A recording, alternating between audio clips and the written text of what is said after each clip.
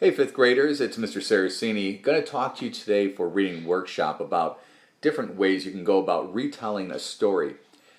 And often I listen to you guys. I may not look like I'm listening to you guys, but I am. I listen to you when you are coming back from a special, or when you're returning from recess, or when you're talking to a friend about a book that you are currently reading or had just finished. And there's many different ways that you go about sharing or retelling those stories or giving out that information. You may talk about the events that have happened and talk about them in order. The main things that happened, those big events. Or you may zoom in on the character and you may talk about something very specific that the character had done. Retelling stories and learning the different ways to retell a story is one of the easiest ways that you can become a much better reader and improve your comprehension. And that's what we're going to be focused on today. I am going to tell you that after this lesson and at the end of reading workshop today, you are going to have to make your own explain everything where you're going to retell a story using one of the methods that I'm going over today. So let's get started. So let's take a look at today's teaching point, and that is retelling is one way to make sense and hold on to story elements. So what does that really mean? Well, basically it means this.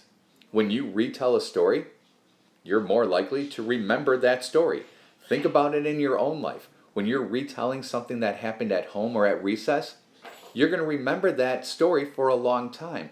The same holds true with the book that you're reading. Wherever you stop, if you can go back and retell the events or what happened in that story, you're going to have a better chance of comprehending that story. You're going to know if that story is making sense for you. That doesn't mean that you're going to go back and tell me every little thing that happens. What it means is that you're going to use one of the strategies effectively that I'm going to teach you coming up. So let's take a look at method number 1 for retelling a story. It's called event-based retelling. And event-based retelling is great if you are reading a short book, say like a picture book, or if you are reading a new book and you don't have a lot of information to go by. Or if you're reading a difficult book like I am and you want to make sure that you understand the book. Event-based retelling is putting the events in order as they happened. So what's an event? Let's clarify that. An event is a time or a place in a story that is important that you know you need to keep in mind for later on in the story. Let's clarify that even more. Let's take the book, The Three Little Pigs, the classic one that we all know. We know important events to keep in mind is when the pigs built a house out of straw and out of sticks. Why? Because the wolf kept blowing them down. Why is it important to keep in mind for later on in the story? Because didn't the pigs finally smarten up and wise up and build a house out of bricks? Then the wolf couldn't blow it down? Yes. So that's what an event is. A time or a place in the story that's important to keep in mind for later on in the story. So let's take a look at my own retelling that I did to the book The Lightning Thief that I just started, and I'm going to be honest with you, it's been a hard book for me. But it's been good. So the first thing that's happened is Percy Jackson, he's also the narrator, he is riding a bus into New York City to go to the Metropolitan Museum on a field trip. Next, we find out that he's been kicked out of lots of private schools and because of strange things that happened to him. And then Nancy, a bully, torments Percy's best friend Grover, who doesn't walk very well. And then Percy somehow causes her to end up in the fountain in front of the museum. And then finally, when they are in the museum, Percy's teacher, Mrs. Docks, turns out to be a demon and attacks him. Okay, keep your little jokes about me being a demon to the side. But what you can see here are the events that I've put forth. These are important because I know they're going to have meaning later on in the story. And then I put them all in order. So that is what event-based retelling is. And now we're going to go on to method number 2. So on to method number 2 of retelling. Another thing I can do when I'm reading a story is I can use an important idea or something that is reoccurring. For my book that I'm reading right now, I'm going to use the important idea, the use of magic.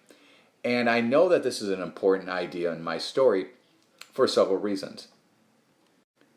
So how do I know that magic is an important idea in my story? Well, I know that the kids in the story aren't completely human and their world has magic in it.